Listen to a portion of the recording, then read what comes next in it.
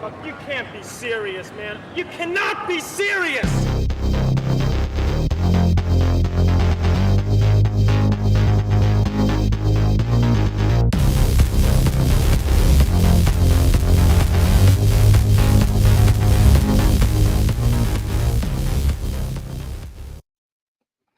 All right, it's me, Robert Phoenix, and we are back for another edition of Sirius Sports. And we are just waiting for Osiris to beam in here. And I think we're going to be good for about an hour tonight because he's got to go run off and do some other stuff. And so since we only have an hour, we're going to get, I think, pretty focused on the two games last night, particularly the Commanders versus the Bengals, and what seemed, for all intents and purposes, a major coming out party for Jayden Daniels. And his box score was freaking insane. Like, where do you go from here with that box score? I'm gonna bring it up here and his stats. I'm gonna wait for Osiris to jump in so that we can start to break this thing down. There he is. Looks like he's getting all set up there. I'm gonna bring him onto the stage here.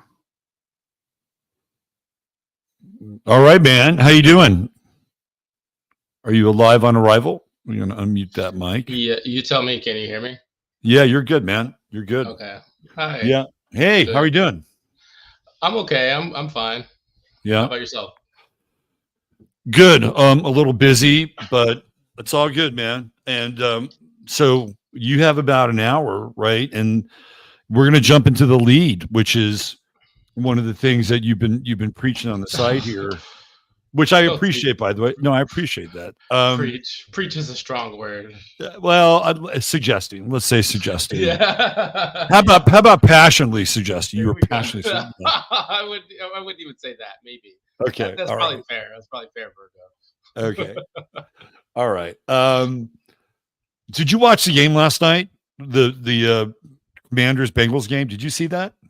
I saw parts of it. I had to practice yoga during the juiciest parts of it.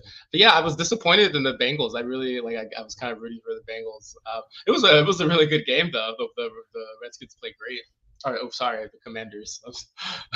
I know. How do you? So where do you weigh in on that? By the way, I don't care. I'm agnostic. I've never been. I mean, we're watching people take each other's heads off. Like we're gonna trip about sensitivity with names. Like right. Right. And what to me, the most ironic part is that the so-called native community doesn't even really care. Right. Like they have publicly expressed that we don't care if you use that name. So it's like there are arbitrary decisions being made for a group of people who have already said, we don't really care. But I guess Commanders is, I don't know. I kind of liked it better with the Washington football team. I liked it too. It was kind of ironic. Yeah, it was kind of generic, but it was also sort of, kind of European in some ways, what they do with their soccer teams. So I just want to go over Daniels' line last night. And they obviously have a very simplified offense. Like they've got Cliff Kingsbury running that thing. His line was 21 of 23 for 254, 11.0 average on the pass. That was helped out tremendously by the catch by Terry McLaurin, who is a really good receiver, by the way. And 2 touchdowns. He took 2 sacks. He had a QBR of 93.0, and his rating was 141.7. According to the sideline reporter, she said that was the best QB rating of all time for any one game. Like, wow. That's pretty tremendous. Do you think that this is a flash in the pan for Daniels? I mean, I think he has a kind of a slight build, and I think he has to be a bit careful. But I mean, he was electric last night, and they were running read option like Colin Kaepernick down by the goal line. So just based on Daniels alone, like what were your thoughts on that? Promising.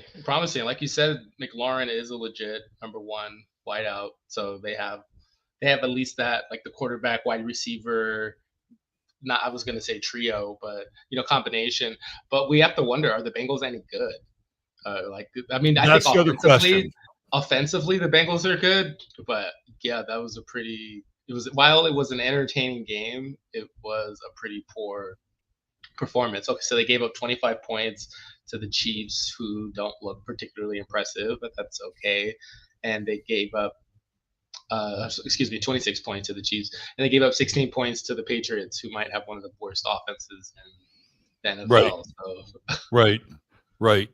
The thing that you don't have to worry about with the Bengals is their offense. I thought their offense actually clicked pretty well, but they did miss Joe Mixon, like we talked about before. Yeah, but Higgins is back, and Burrow looks back from his ACL injury. That was his best performance since he got injured. So that's promising. Like, I'm not worried about the Bengals. They have this guy on I think he's a rookie. He's Romanian and Filipino. Do you know this guy, the receiver? Let me see if I can find him. This kid is promising. You mean on the Bengals, right? On the Bengals, yeah. His name is Andre. Osiris. Andre Osiris. Yeah, that's very bold of you. I wasn't going to guess his name. I haven't heard his name pronounced. So he almost had a catch last night where he was wrapping his arms around the defender. One of those catches, right? He almost had one of those. He scored a TD. He got 5 out for 52. And apparently, I think, did he go to Princeton or someplace like that? He was on the track team. He went to Princeton. Yeah. And so there was like footage of him like cliff diving and shit in Hawaii. Like, this guy's kind of interesting. And so they've got another weapon in Osiris. You're a sucker for the human interest stories. I'm always, come on. I'm about the narrative. I love the narrative, right? The narrative gives it spice. So yeah, the Bengals probably aren't the best gauge for Daniels, but we'll see what happens when he goes up against a. Yeah, but at least he showed us something. Yeah.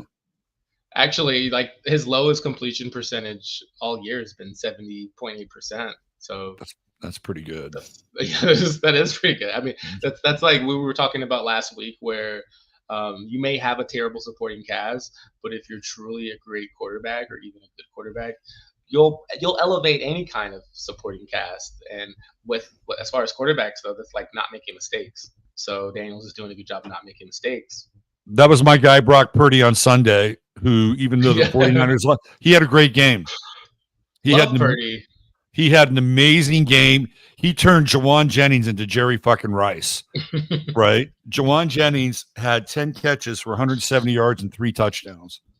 The last player who had that type of production was Terrell Owens with the Niners. And then he had that one pass to Ronnie Bell. Hits him right in the hands. Did you see that play? Huh? Yeah. And Kyle Shannon, he lost his shit, man. You see him on the sidelines. Those are the breaks. So for a long CC, I'm the cold, rational sabermetrician, where I'm like, hey, you win some, you lose some. Like, I don't even trip about that. That's unfortunate. That'll even itself out. Well, maybe not, but theoretically speaking, it'll even itself out over a long season. Right. Nugs says Jawan Jennings has always been a dog dating back to his days. He was impressive, man. And I tell you what, if the Niners had won the Super Bowl last year, he probably would have been the MVP because he had thrown a pass for a touchdown and caught a pass for a touchdown.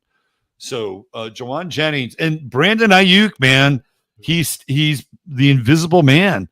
He's not shown up after 3 games now, missed all the training camp. And the thing about Ayuk, he had his number. Like, they had the number like 3 or 4 weeks before he even fucking signed. He was like fucking with the 49ers. And he's like, okay, well, I'll sign now. And he's, it shows he's not really in shape, or he's not getting to his spots. And I think holdouts are terrible for a team, and for the player as well, right? I think they just suck for the player because a lot of times they either underperform or they come back and they get injured. And I know everybody wants to get paid. What's your thoughts on extended holdouts? Oh, sorry, whoops, that didn't work. Let me- my thoughts are that it's a cost of doing business. Like when you come up on you got a year left on your contract, like you just have to play hardball. So it's like monkey see, monkey do. Well, Right. if this is what my peers did to get paid, then this is what I'm gonna have to do. Well, and then they did. Like Bosa did it, so it worked for Bosa, right? Fred Warner did it. Worked for Fred Warner. So it's like a set of perverse incentives that even the team incentivizes because they just like it'll be March and they'll be like, oh yeah, we know we need to have contract negotiations, we need to have discussions, and then it's May and like, oh yeah, we slightly bit. It's like, okay, like if it was really that important to the team, maybe the team comes aggressively like, hey, here's a top 8 offer in April or May, and right. come mid-June it's not going to be there or whatever. Like I hate it because it's just like played out drama of the quotes of what's GM John Lynch going to say, and then what's Brandon Ayuk say. But I like the cold calculation of the agents of when you parse all the emotions, what do the agents actually get? Like what does the contract look like? Ayuk won the deal. He won that deal. Oh yeah, big time. I don't think he's really worth that much. I don't think he is either. Yeah, I don't think he is either. And they painted the Niners into the corner, and the Steelers said, "We'll give you a third and a fourth." That's it. Which is a joke. Like that's not very much. That's like a compensatory pick. Right. Exactly. So Ayuk the Niners had a deal set up with Cleveland for Amari Cooper and a third and a fifth. And I would have taken that in a fucking heartbeat. What's Amari Cooper's contract? He's on the last year. Right, so he'd be off the books next year. So then you got to pay him. Well, you pay him for 1 year, and then he's gone. Right, and then you deal with it. You're in a Super Bowl window, and he's looked great with Cleveland, by the way. Oh, he has looked great. I mean, maybe I just want to pay him and keep him. So. Yeah. I know he's getting up there in age, but that's not a bad deal. I think that's kind of. I would have taken it, but Ayuk wouldn't go because the whole thing is that he had to agree to a physical, and if he didn't agree to a physical, the trade wouldn't go through, right? So I mean, that's how kind of fractal the leverage got. Like, I'm just not going to take the physical. So no, they did not cut Ronnie Bell. They rallied around Ronnie Bell, who dropped a bunch of other tackles. Well, give it some time. It's just 3 games. Ayuk's a big play receiver. He catches a couple 50-yard bombs, and you're singing another tune. Yeah, I mean, the thing about 49er fans, the 49er YouTube is probably the most built out YouTube network. It's huge. Really? It's huge. And the content creators they rake in the dough. If you like Grant Cohn, Larry Krueger, like these guys are making really good money producing just YouTube content for the 49ers. And so as a result, there's a lot of volatility in that world. And a lot of times these guys are just, kind of on the edge of a cliff, fire Kyle Shanahan, right? Like, so they're on the Kyle Shanahan firing squad now.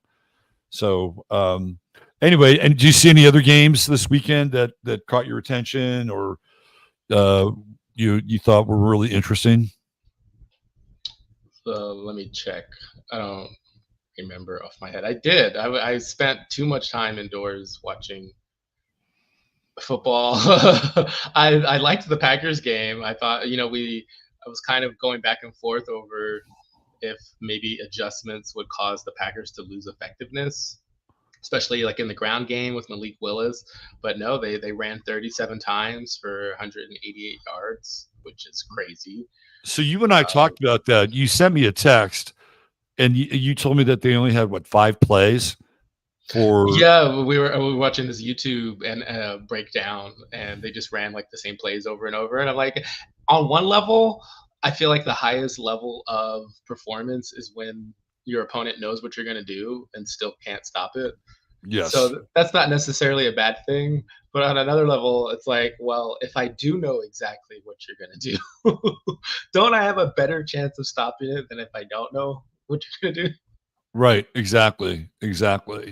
Um, so they must have expanded the playbook a little bit, right, for the next game, but it was effective. And now they have Jordan Love coming back. So they were able Yeah. to weather the storm with Willis for 2 games. And, you got to tip your cap to that. I guess Yeah, the Vikings Texans game, I watched that yeah. in almost its entirety until the Vikings really pulled away. That was a beginning to end dominant performance by the Vikings.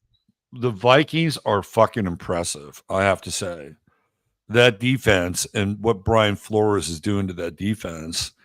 It's like I saw the comparison stats with Brock Purdy and CJ Stroud, and Brock Purdy actually had the better game against the Vikings. But okay, you know a little bit about football, and Flores has now become the master of disguise with his.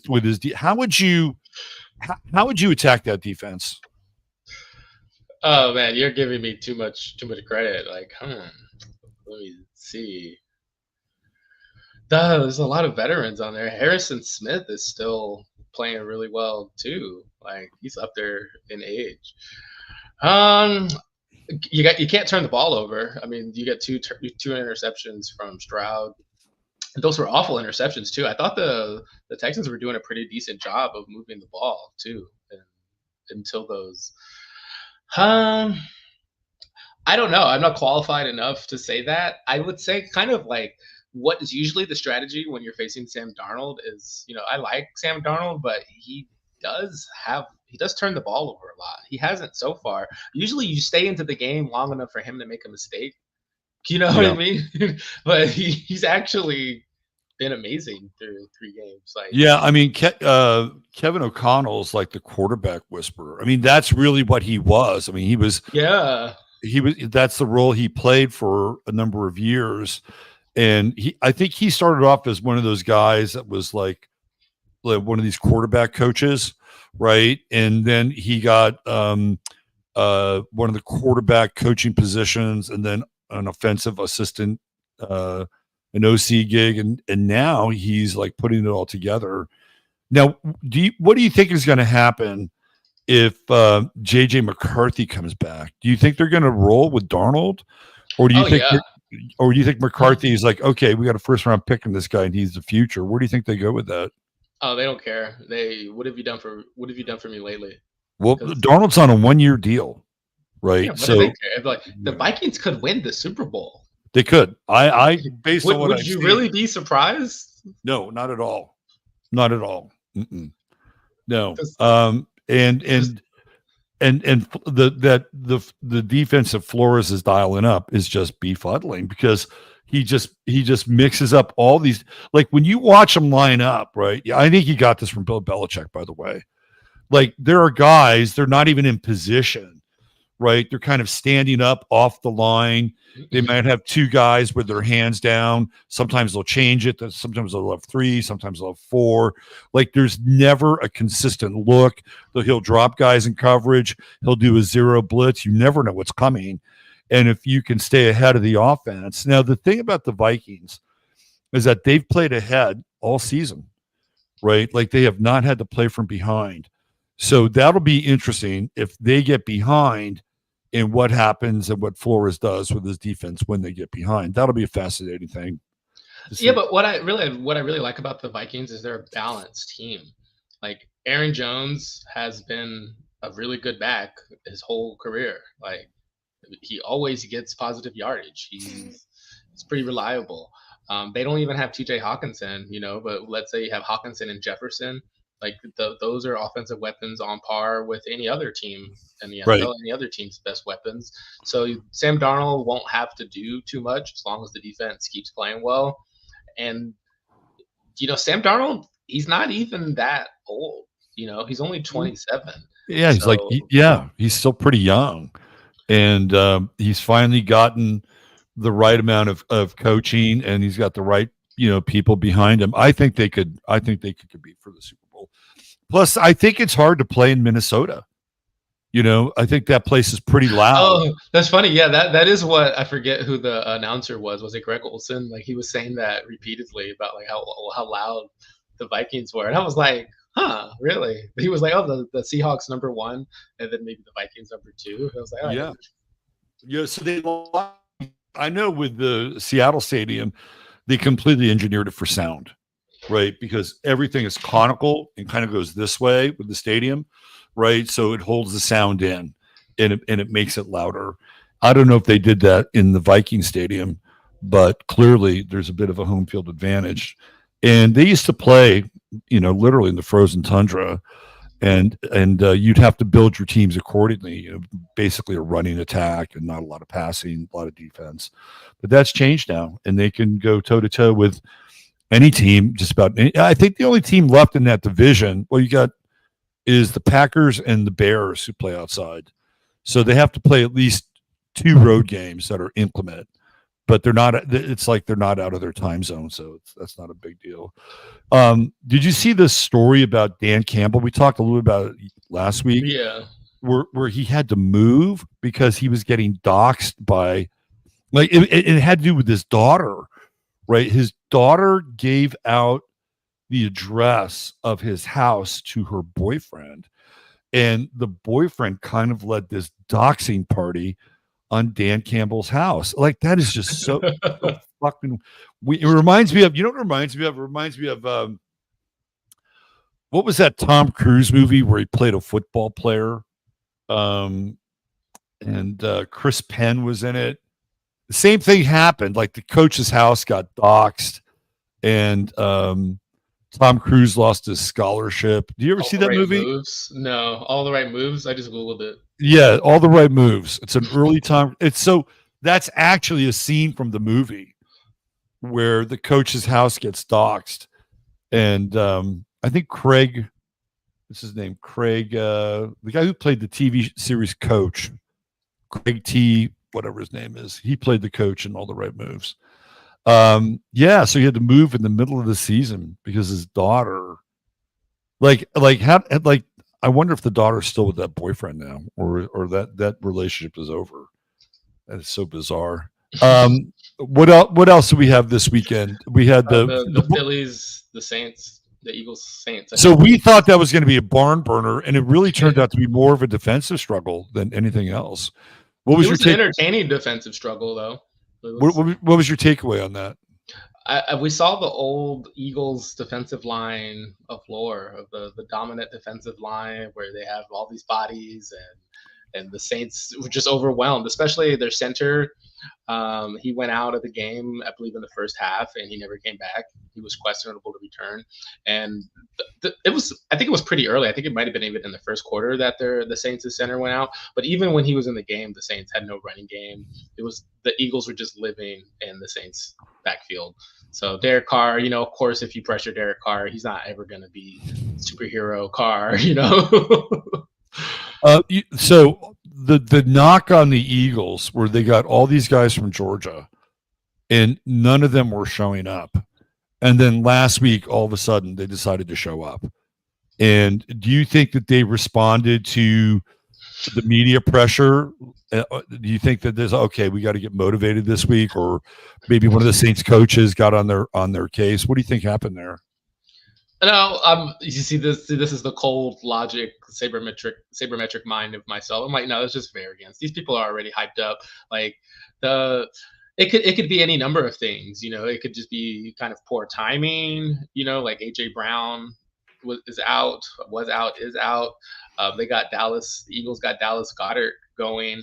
Like, to me, and because Goddard had 10 receptions for 170 yards. That's huge. I've always liked Goddard. Like, he's a good tight end, but that's almost like out of necessity. We're like, we have nobody. So we're just going to force feed the ball to you, and I hope it works. And it does work. Sometimes necessity is the mother of invention.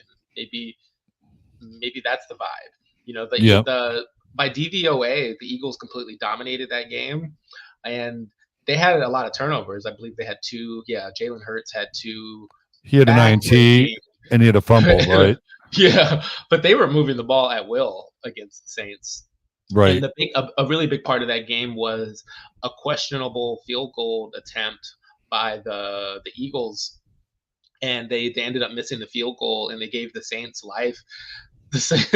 Where I believe I was listening to a podcast about it. Like analytically, it was 50-50 though. It wasn't like a clear. I thought it was a bad decision, but apparently it was like a slightly positive decision if you go by the numbers. Which Do you know what surprised me. do you know what the distance was on it? I want to say was it like 61? 61. That's mean, a It was that's a up big, there. it's a big boot. 61. It was up there, and it was one of those things where the context, because the Saints had nothing going the whole game. You're like, why even give them 40 yards? Like they're not going to do anything. Like why even give them life? Right. Well, that makes sense. I think once you get past 55 yards, it starts to. I mean, most NFL kickers can be fairly accurate between 45 and 50 yards most of the time. Yeah, but there's a revolution going on with the kicking, at least through the first like couple weeks. Where what was it? They were like 50 out of 52, like the kickers for everything over 50 yards. It was Yeah, something insane. except for the guy Jake Moody from San Francisco missed one of them at 55. But that was the first field goal he'd missed all year. And it was, it was not a good field goal to miss. Apparently the Cowboys, I don't know if you followed this. The Cowboys found this soccer kicker. Have you heard about this guy? No. So the Cowboys found this soccer kicker, and apparently he has this like huge leg. What's his name? His name is Brandon Aubrey. And he kicked a 65-yard field goal against the Ravens. 65 yards. Like how many NFL kickers at basically zero altitude can hit at 65 yards? Yeah, because I remember it was like the Denver. All the highest kicks were in Denver. Right. By the way, you should have Will Lutz on your fantasy team if you don't have him. He's got a big leg. Yeah, this Brandon Aubrey guy was a soccer player. Let's go find a soccer kicker. Wow, he's made all 10 of his kicks from. Half of them have been 50+ yards. Yeah, yes. I saw bits and pieces of the Ravens game. I was watching the Eagles and the aforementioned game earlier, but I was surprised. I didn't see any of the Cowboys come back. I saw like parts of the first half, but I didn't see at all the Cowboys come back. I was kind of disappointed that the Cowboys weren't very competitive. But I think a lot of people in Dallas were disappointed. They're disappointed would probably be a soft description. So Justin Tucker actually missed a field goal in that game, which is pretty fucking rare, right? Like Justin Tucker, he must have had like length envy or something like that during that game. Like, oh no, dude kicked 65. Yeah, I've been hearing whispers. Yeah, he's been off to a really poor start so far. Yeah. Probably nothing to worry about. Probably just negative variance. I have a funny story about Justin Tucker. So he played football in Westlake in Austin. And there was this guy, I don't know how I met him. It was through baseball or something. Like, my son's travel team, another travel team. And he told me that he and his son were Westlake. His son was at Westlake High, and Justin Tucker was at Westlake High. And that time, Justin Tucker was playing wide receiver and he was kicking. And the coach told his son to get in the game to play wide receiver, and Justin Tucker heard it, and he ran onto the field in place of the guy's son. And he caught the pass. The play was called for, and he wound up staying in the fucking game, right? And the kid was like, "What happened?" And he said, "The guy beat you out to your position, basically, right?" And I thought that is a fucking mindset. Like that guy is like, he's not calling my number. He's calling that kid's number. I don't give a fuck. I'm going out there and I'm going to play and I'm going to get that position. So that tells you a little bit about Justin Tucker, just in terms of his mindset. Yeah, I guess that's the kind of mindset you have to be the best in the world. Well, I think so, right? He's also a freaking opera singer. He's an opera singer too. Oh, I didn't know that. You didn't know? Yeah, like he's like a fucking world-class opera singer. Really? As well. Yes, totally. What else do we have here? Okay. All right, let me ask you a question. I was going to ask you a question. Okay. You asked me a question, and I got one for you. I guarantee you that you're not thinking of this question I'm about to ask you. All right. You might have never been asked this question in your life. All right. When you were mentioning Jayden Daniels as a Sagittarius, Yes. I was thinking to myself, Jupiter is about to station retrograde soon for essentially the rest of the regular season, NFL regular season. Do you think that will have a negative impact on Jayden Daniels? It might, because I think he's a late Sag, isn't he? I think he's a late Sag, so Jupiter will retrograde opposite his sun. It might have an impact on him. Yeah, it might have an. He and Joe Burrow, both Sagittarians, same game, both LSU guys, right? And then we have Jupiter and Gemini. I love stuff like that. And so he may have some regression. What are your thoughts? Do you think that's possible? I mean, I think because of the opposition to his son, I think it's possible. What do you think? I don't know. I was really curious, because I like to observe things. I'm like, okay, I guess if I was really that curious, I would go back in time and because Jupiter retrogrades once a year, about a third of Jupiter's total time. So I say that because it's not some rare event. It's not going to be like this crushing, big shift of energy, but it could be like a time of more temptation, of being a split attention, split decision, or in turn of like being forced to buckle down more, of like, yeah, there is more temptation, but it takes more conscious effort for me to resist that and to bring out my best, so there could be, you could see like Jupiter and Gemini would be like teammates, the people around him. Maybe there's going to be more struggle around his teammates, and then but then that gives him an opportunity to shine more. I don't know. I think that could be part of the story for sure. I mean, the other thing too is like the league doesn't really have a book on him, and he's played 3 games, and he's basically running Cliff Kingsbury's college offense for the most part. So he's trying to combine Kyler Murray with Pat Mahomes. Like that's the offense they're going for. So I think as teams get more of a look on him, that he could have a bit of a regression.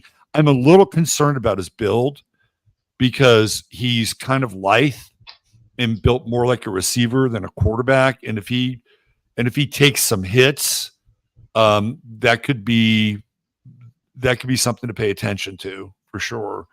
But like he had total command over that offense, and he threw that ball to McLaurin on a fucking dime. I mean, that pass was really impressive. And unfortunately, Austin Eckler got hurt last night. When is he not hurt? I know, right? Like he's one of those guys that if he's on your fantasy team and he's hot, man, he's like a fucking slot machine at Vegas that just gives it up, especially if you're in a PPR league. But then he gets hurt and he's out. So, well, that's just the way he is. Like he's a good player. He, run and pass.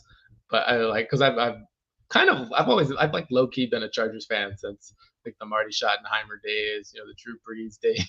Marty Ball. I was there in San Diego. For oh really? LaDainian Tomlinson, like those are some great years. There were some really bad Chargers teams most of those times, but then towards the end it started getting better. Like Antonio Gates and Gates was amazing. He was totally amazing. The thing that was interesting for the longest time, San Diego was known for their offense, right? Air Coryell. And they didn't have a very good defense. I mean, they did, but they had really subpar linebackers. And then they started to lose their defensive line like Fred Dean. And then when Marty got there, the defense was really good, but outside of LaDainian Tomlinson, it was okay, but it wasn't really. I can't even remember who the receivers were. Vincent Jackson played for them. Oh, and the head case. Vincent Jackson when he was healthy, he was amazing. Like, he was a total force of nature, but he was a head case, and now he's dead. Right? Oh, steroid. Yeah, probably steroid. I don't know why he's dead. I mean, rest in peace. Yeah, he went to the University of the Colorado Mines, like a fucking mining school in Colorado. Really? Like, yeah, that's where he went to school. So Vincent Jackson was one of those guys. They had Kasim Osgood, who played on those teams, and Gates was a big player. All right, but here's my question for you. We all love at some point the underdog and the comeback story, right? Like I think there were even people who once Mike Vick did his time, they're like, the guy did his time. Let's see if he can get his life back together, right? Like, Americans generally pull for the comeback story. It's a two-part question. Number one, do you think Deshaun Watson is capable of having a comeback story? And two, do you think that Americans would be invested enough for him to pull for him? What are your thoughts on that? No, because he hasn't done the time. Right.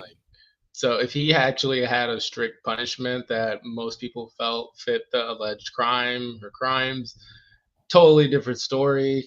But it's essentially like he's become a piñata because he seems like he's someone that has skirted the system and it's kind of laughing in our face, poking our eyes. It's like, see, now I don't even have to be good at football anymore. I'm curious. He's a Virgo, which is, it's so funny. When you hear these stories about him getting these massages, right? Like, he always brought his own towel, and I thought it's like, that's such a Virgo thing to do, right?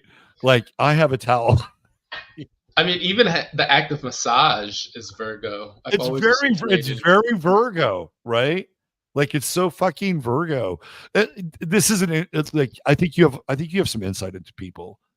Why do you think he just didn't hire like one person to do all this? Like, why did he have to find these Instagram massage models who would probably shake him down anyway at some point? Like, where do you think his mindset is around that? Well, his moon is right on Algol. Oh. For the uninitiated, Algol is kink. If anybody has a personal planet on Algol or opposite Algol, like a 27 Scorpio, there is a deep sexuality kinkiness that runs into them. Like 95% of the time, very rarely, it's like super concentrated into some other compartmentalized area, like politics or something. But there's like some sexual thing. So with him, the taboo is that's the whole point. We get it.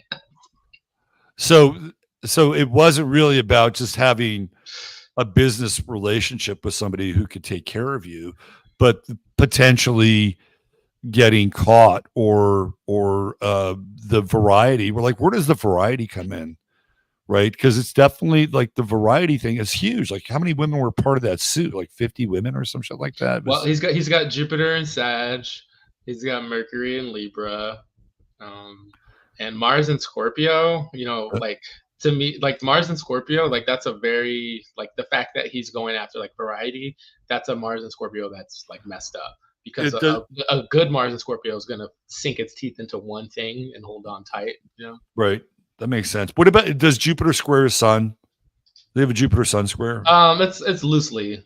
It's like 13 degrees of separation. Yeah. I mean, I could see that as well, because Jupiter in Sagittarius just wants more, right? And the sun in Virgo can be very selective and picky. That's a lot. That's I highlight the Mercury because I've noticed with Mercury and Libra, like when you have like a lot of Libra, like Venus energy, look how gorgeous or handsome, like look how far my charmingness can get me. Like, ooh, I'm not really doing anything wrong because it's like a consensual, like this kind of vibe. So right, Mercury right. and Mercury and Libra, like, oh, look at the narcissist. I just can't stop looking in the mirror of my narcissistic charm. I never thought he was a very good quarterback either. He was great for a little bit. Like, it was more so because of his age. Like, he was like a top 8. He had like some top 8, top 7 seasons, and you're like, oh, well, he's only 24. He's only 25. Like, imagine it. I invested in the Texans fantasy wise, particularly Will Fuller and Deshaun Watson. So I watched a lot of Texan games, and Deshaun Watson could not throw on time. No, he never could. No, he got bailed out by Hopkins so often. Hopkins and Fuller, so he would run around, the play would break down, and he'd find one of those guys down the field, and he would, and Hopkins could beat almost anybody with a one-on-one ball. He had great vert, and then Will Fuller could outrun anyone. Like if Will Fuller could stay fucking healthy. Yeah, he was always hurt. That was the thing. Always hurt. So I watched, like he had the right receivers for that offense, but if you put him in a rhythm offense with timing, he just wasn't very good. And I just wonder if that was catching up to him in some ways, right? Like, I'm wondering if like maybe he had imposter syndrome or something, and maybe that sort of crept into some of this deviance that he was investing in. I don't know. I just felt like he was good up to a point, and then he started to not be good and not want to be in Houston, and then he wanted to be traded, and then everything breaks down. And I think he a lot of people speculated that maybe because at that time wasn't the owner of the Texans like dying or selling the team or something, and it was speculated that there was potential cover up for Watson, and that Watson was his punishment was to get traded, or like Watson was trying to get out ahead of the story by like getting traded or something. Obviously, this was super. There was a lot of like very high strange around the Texans during that time, and they hired this guy who had been in New England with Belichick, and he was the best thing I could come up with is like he was some kind of spiritual advisor, right? So they hired this guy to bring him in to Houston to change the culture, and then I think they brought in one of the GMs from New England, and that didn't work either. And then it was like, oh well, the owner's a racist, and now so they were brandishing like the racism word all over the Texans. So they hired this special teams coach who was black and had never coached like really high level before. So they hired him, and then they fired him. And then like, okay, well, he wasn't black enough. Let's get Lovie Smith, who's toast. So they bring Lovie Smith in. And Lovie Smith, by that time, I never thought he was a great coach anyway. So he was like Peter Principle. That was Lovie Smith. Totally. So they bring Lovie Smith in. Oh, he's black. He's blacker than the last guy we had. And then it's like, okay, we'll get a real black guy who's actually really good. We'll bring in DeMeco Ryans. So they went through basically 3 stages of trying to appease their critics, because I think the owner said that the inmates were running the prison. That was the line that got the owner in trouble. And he didn't say asylum, he said prison. And things in Houston were kind of weird back then. They had the linebacker, Brian, what's his name, from USC, who was a total fucking head case, big steroid user. Like those Texan teams were off. They had Bill O'Brien. Like that's when things were going crazy, when Bill O'Brien was the coach. And and then they had to go through this weird kind of like DEI walk. It was just bizarre. And now I don't know. I guess they got their guy with D'Amico. He was great in San Francisco. Do you think that CJ Stroud has a bit of a regression this year? Not really. No, I'm high on CJ Stroud. From what I'm just a fan, I think he's the real deal. I really do like the Texans as like the 5th or 6th best team in the NFL and like a legit Super Bowl contender. I think D'Amico is a good coach. He was a great defensive coach for the Niners, and he's a leader, and he played in Houston. So I think they have all the nuts and bolts there. Speaking of bolts, the Chargers lost to the Steelers. And I knew you were going to bring that up. You love the Steelers. No, I don't love the Steelers. I don't. No, I'm not. You have a lot of respect for like their old school. I'm not a Steelers. I'm not a Steelers guy. I don't really like. I was a Raider fan growing up, so I can't really like the Steelers. But they got their 3rd win. I know. They're so boring, though. That was an awful game to watch. Did you try to watch that game? No, but my roommate did. He's a big Steelers fan. I wasn't there for that. I mean, their defense obviously is carrying that team, right? Like JJ Watt is, not JJ Watt, his brother. TJ Watt. TJ Watt is fucking dominant. Like, I think he's probably the most dominant defensive player in the league, maybe outside. Aiden Hutchinson is really good. They had really 5 sacks and 7 quarterback hits yesterday as a defense. So that's pretty good. So they're 3-0. They've kind of turned Justin Fields into a somewhat respectable quarterback. He was 25 of 32, 245, 1 touchdown. Arrow up on the Steelers and Justin Fields, arrow down, arrow flat. Where are you? I think you got to put arrow up on Justin Fields. It seems like, hey, this is the best. It's like an orange. We're going to wring all we can out of him. This is all we're going to get. Like, we're not going to try to do more. And that's good coaching, like there's a lot to be said from that. I'm not impressed by the Steelers, though. I think that this is just like a 500 team that has gotten some really positive variance.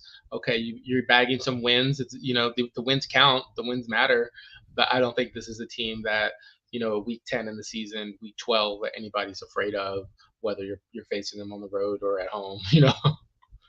Yeah, I mean, I think if you can get ahead of the Steelers, I'm not sure they can rack up like 30 points and come back. I don't think they have that in their offense. So it'll be interesting to see what they do with some high scoring teams. But they really did limit. They showed how limited the Chargers are. Like, the Chargers are not a fringe Super Bowl contender either. They just don't really have any playmakers. They don't have any. They lost their talent. They have no talent really outside of Herbert. Yeah, and good props to Herbert for playing through a high ankle sprain. That's rare. That's an injury that's rarely played through. So that's cool. All right, I know there's going to be some noise in chat for this Broncos-Bucks game, and Bo Nix ran for a touchdown. They won. They beat the Buccaneers at home, which is not easy. They dominated them from the beginning. Easy. And Will Lutz kicked 4 field goals at sea level. So imagine what he can do in Mile High. What do you think here? Did they catch lightning in a bottle, or is this something to work on for the Broncos? I'm shocked. I mean, shocked is a little bit strong. It is any given Sunday. That's a legit win, though. In sabermetrics, we talk a lot about guts and stomps. Guts, being like a close win. You want stomps. You want to blow teams out. Like, that's what good teams do. They blow teams out. So if you blow out any team on the road, I don't care if it's the Carolina Panthers. If you blow out a team on the road, that's a really good win. So we'll see if that's just. If they're able to bring that together, like, I'm as surprised as you after I hammered Bo Nix. I was talking about how terrible he is, and to be fair, right? He didn't make a bunch of mistakes. Like, he was not sacked. He didn't throw an INT. he ran for a touchdown, and then they got this Jaleel McLaughlin to run for another touchdown. So it's not like he won the game. He certainly didn't lose the game for them. I'll tell you, the defense for Denver was great. I think they had 5 sacks. They had 7 sacks. That's a lot of sacks. Yeah, and they had 1 interception for 37 yards, and Will Lutz kicked the 4 field goals at sea level. That's the difference in the game, right? They had Baker Mayfield on his back 7 times in that game, and this guy Dondrea Tillman had 2 of them. So I would say in that division, arrow pointing up for the Broncos. That's what that's my take. And let's get to your guy Andy Dalton. The red rifle comes back and does what he does. He gets a 36-22 win against the Raiders. The Raiders are at home. He's 26-37, 319, 3 TDs. All of a sudden, Carolina looks like they've got some talent. I know, right? It's pretty much textbook from what we were talking about. And of course, this is probably the only time I'll ever be able to say this. Everybody in the podcast universe is saying this. Andy Dalton is the only quarterback in the NFL to throw for at least 300 yards and 3 touchdowns the entire season. Andy Dalton. So this is like one of those, like when you're in the playoffs and like one team wins, and then like because like the Panthers had everything to gain from playing their heart out. Like this is their season. They're down 2-0 in week 3. So as expected, they gave their best effort and it was good enough. Do I think Chuba Hubbard is gonna run for 114 yards on 5.5 yards a carry every week? Probably not. But yeah, it's for interesting. A week, he was a star. Well, Chuba was really good, or Chuba, however you say. He was really good in college. Like he was a legit talent. Was he? And absolutely, he's Canadian, by the way, which I always find it interesting when Canadian. How many Canadians are in the NFL? There's a few. He's one of them. Deontay Johnson, who I think Pittsburgh could use. Right, Deontay Johnson. He had a couple of not so great seasons in Pittsburgh. He went 8 for 122 and a touchdown. Yeah, I think in Pittsburgh he was a head case. Like he was a coaching problem. Why does Pittsburgh have head cases? It seems like Pittsburgh is the home of the head case, right? Like I think George Pickens is kind of a head case. Pittsburgh is one of the few teams in the NFL where they seem to have a really strict top-down infrastructure where it is their way or the highway, and they aren't afraid to. They're not going to make a big deal out of it, but they'll ship you out when the time comes. Like, okay, we're not playing with that. Yeah, the other guy that scored, and I think I don't know if he got hurt on the play or not, but if he stays healthy. This is a guy who I think could really benefit from Andy Dalton, and it's Adam Thielen. And I love Adam Thielen. If he has anything left, I'm not sure because he's one of those guys that played a really physical style. Yeah, that wasn't the best athlete ever. Right. And sometimes those guys, when they lose a step, like he's 34. Yeah. Like sometimes that's it. Like I have nothing left to give. So I'm not sure if he's just done or if he still is like a pretty solid possession receiver. Because last year he was still a pretty solid possession receiver. Okay, this guy is. I'm going to show you this. This guy has a great football name, right here. Let me see. I've never heard of him before, but it's a great football name. Tommy Tremble. He plays tight end for the Panthers, and it's like it's like as he's running down the field trembles. Right? It's like that's a great fucking football name. I don't know if he can play, but it's a great football name. Sounds like a mafia name too. Tommy Tremble. Yeah. There was this guy that used to play for the Redskins, Cleveland Browns, a long time ago. I thought it was one of the great football names of all time. Thane Gash. That was his name.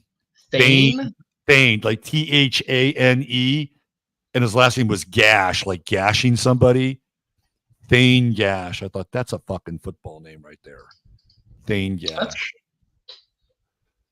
All right, we're reaching the top of the hour, and I know you're on a tight schedule. So, Yeah. So, you have any thoughts before we get on out of here? Any profound insights you want to share with the world? I don't have any profound insights. Well, we just a reminder, we have the solar eclipse October 2nd, which Bernadette Brady says it's about separation and loss, both Wow. eclipses. So Wow. that's a somber note. Well, It is, and it's in Libra. So I've heard some stories or some other tales from other astrologers. I try not to trip on eclipses. I mean, that's my strategy. It's like, if something's going to happen, it's going to happen, right? Like, it's just the way, because people get worked up over transits. And I'm like, I can't go there. Catastrophize. Like, yeah, I can't. That's the number one sign of a newbie astrologer, is the catastrophizing over transits. Yeah, there you go. I like that. All right, you can find him at astrologyosiris.com. Did I get that right? No, you didn't. It's osirisastrology.com. Osirisastrology.com. There you go. My bad. Osiris. Thank you for having me, and let me know when you want me back. Yeah, well, hey man, there's a whole slate of games next week, and we'll call your number.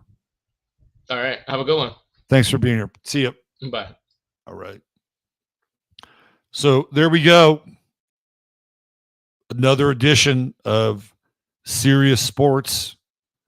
Let's see. Yeah, we got a good hour in there. Pittsburgh had a terrible OC for the previous 3 years. Deontay was they should have kept him. That guy's got talent. Deontay Johnson has talent. Was Cosby hurt? Which Cosby? Quan Cosby? Great call on Dalton. Yeah, I think Andy Dalton,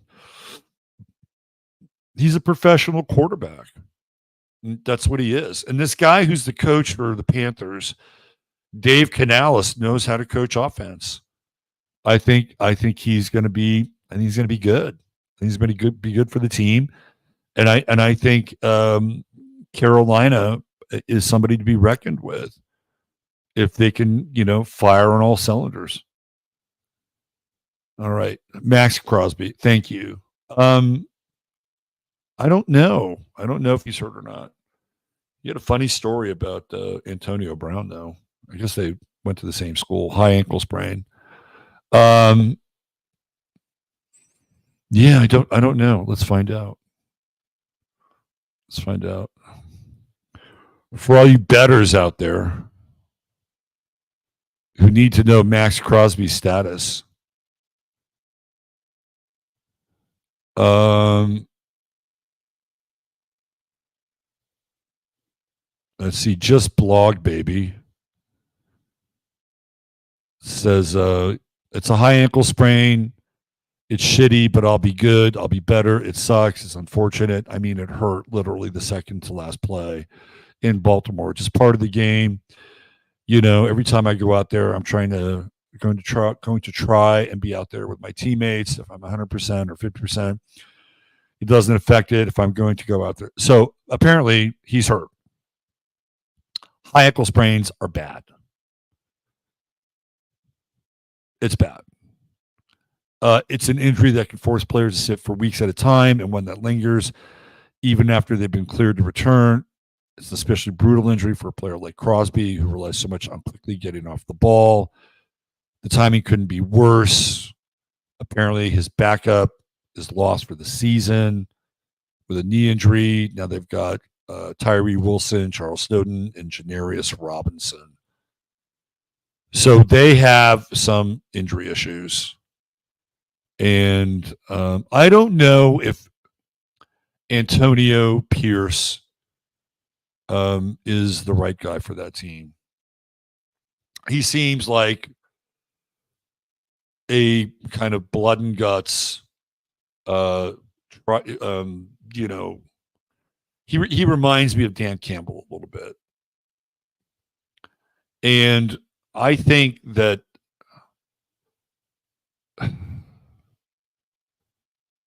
I don't know if the Raiders need an emotional coach. I think they need a steady hand and somebody who can deal with. And I think there's a lot of pressure coaching in Las Vegas. I think that the environment for the players is probably not the greatest.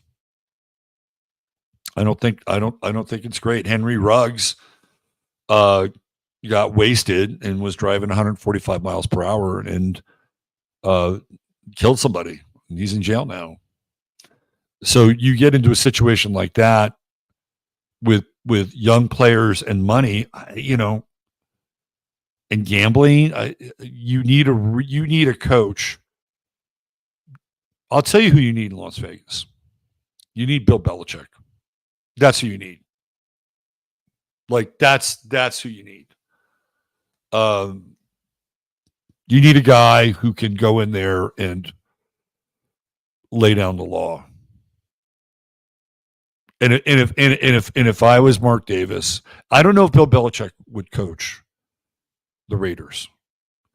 I think Bill Belichick is hoping that the Giants suck this year, and they fire Brian Daboll and they hire Bill Belichick. I think that's the job he wants. He wants to be the Giants head coach because that's where he really cut his teeth with Bill Parcells.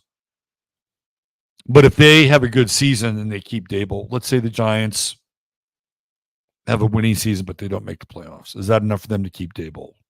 I don't know. Maybe. I mean, they beat the Browns. But that's if I was Mark Davis, that's who I'd go after. But I think Bill Belichick will be a wanted commodity. Another guy who I think would be really good for the Raiders would be Mike Vrabel. It's a guy who is kind of a tough guy and knows how to relate to players and was a defensive coach. He's a good coach. I don't think he should have been fired, to be honest with you. But that's a guy I'm not sure Antonio Pierce is the guy. I'll tell you a story. And it's about places where there is great temptation. And it has to do with the New Orleans Saints. And I knew this guy who had a record label, pretty good record label. He also had a bar/club in New Orleans back in the day. And he told me that every Saturday night, about half the Saints team would be in that bar till about 4 or 5 in the morning. And you wonder why all those Saints teams sucked.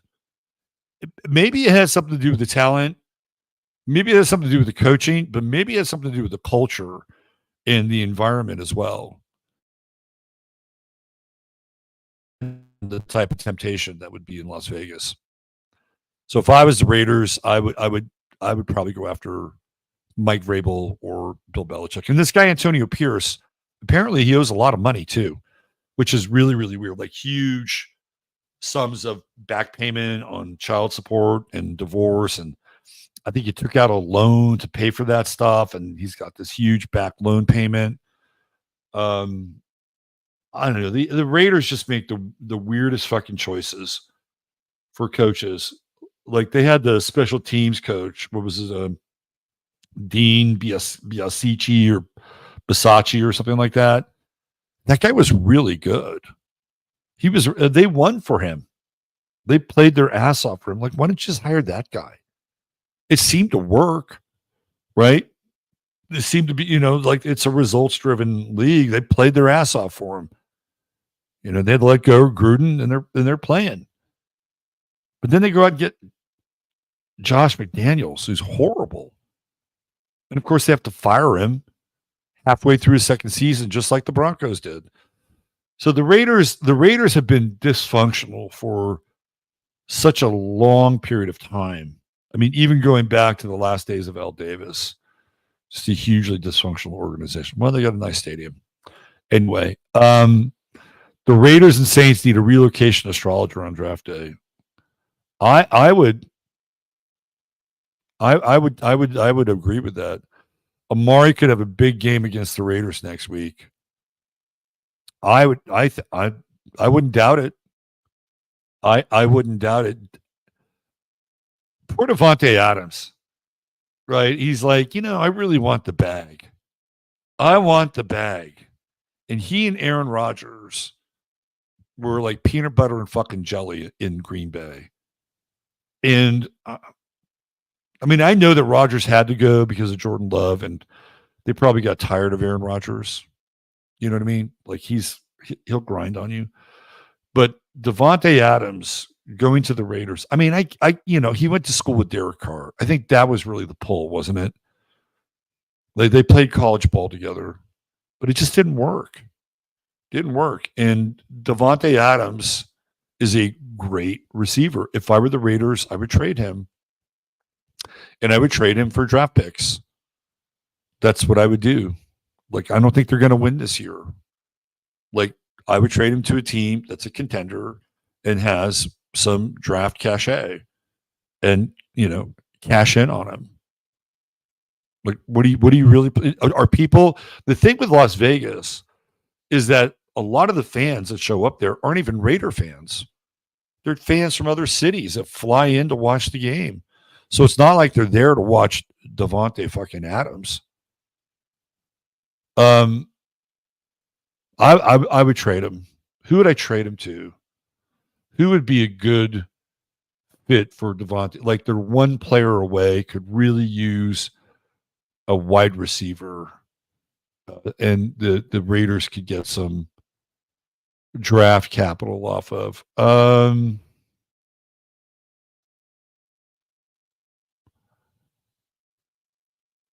I'll tell you where I would trade him. I don't know if they have the draft capital. I would trade him to the Arizona Cardinals. Because if the Arizona Cardinals had Devontae Adams and Marvin Harrison Jr. on the same field with Kyler Murray, that would be like freaking lights out dynamic. Lights out dynamic. Adams to Denver. I don't think they would trade within their own division. Teams don't generally do that. And I don't know what their draft capital is, but I would definitely trade him. And I think Arizona makes a lot of sense for Devontae Adams. Another team that does have some draft capital would be the Washington Commanders. You put Devontae Adams on the same field with Terry McLaurin and Jayden Daniels, look out. Right? Look out. Anyway, that's what I would do. Are we good? I think we're good. You guys have anything else you want to say? $223 pop, by the way. Max Crosby. Astrology tomorrow morning. Yes, we will have it. Always 8 a.m. Yeah, high ankle sprain. That's brutal, especially when you have to cut, right? And you have to cut and get off quick, man. That's like it's not good. The New York Jets and Devontae Adams. Well, that would be ideal, right? Reuniting Rodgers with Adams. I think the Raiders would want Garrett Wilson, though. And I'm not sure the Jets would want to give him up. All right, we're out of here. Thanks for being here and indulging in a little bit of football and astrology. And we are out of here till next week. See you later.